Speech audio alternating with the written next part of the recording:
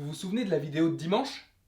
Moi je m'en souviens. En plus c'était même pas dimanche, c'était samedi. Alors vous allez me dire pourquoi t'es énervé? T'inquiète pas, je suis pas énervé mon gars, c'est juste une mise en scène parce qu'en fait je m'en fous. Alors je voulais revenir sur la vidéo que j'ai fait samedi. Et en fait en revoyant et en décortiquant bien la bande-annonce de Black Widow dans Black Widow, enfin la bande-annonce de Black Widow pour le film Black Widow, j'ai découvert qu'en fait Hawkeye ne pouvait pas être Taskmaster. Et pour une raison très simple, j'ai déjà lu vos commentaires sur la vidéo précédente, il y avait beaucoup de gens qui pensaient comme moi et que possiblement ça aurait pu être Hawkeye, mais je vais vous donner un élément très simple. Et pour ceux qui m'ont dit « Ouais mais attends, Black Widow c'est censé se passer après Civil War, Hawkeye il aurait pas pu être Taskmaster, enfin c'est pas logique quoi. » Si ces personnes avaient bien écouté, ils auraient compris que je parlais de l'avant Black Widow, de l'avant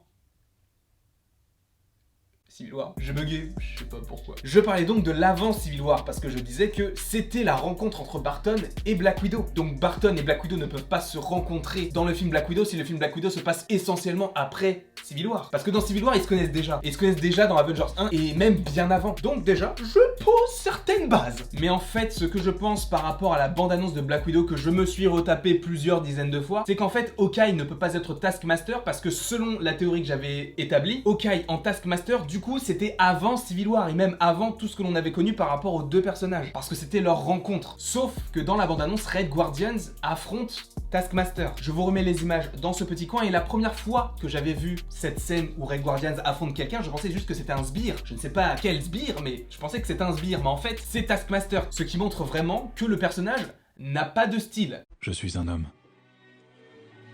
Mais j'ai des fêlures. Ah ouais, c'est vrai que c'est pas ouf. Donc dans cette scène, Taskmaster affronte Red Guardians. Red Guardians qui est donc dans la temporalité du film Black Widow entre Civil War et Infinity War. Donc sachant que Red Guardians affronte Taskmaster, ça ne peut pas être Hawkeye, sachant qu'Hawkeye est assigné à résidence et qu'en plus il n'est plus Hawkeye. Et je viens juste de remarquer qu'il y a du bois dans le décor.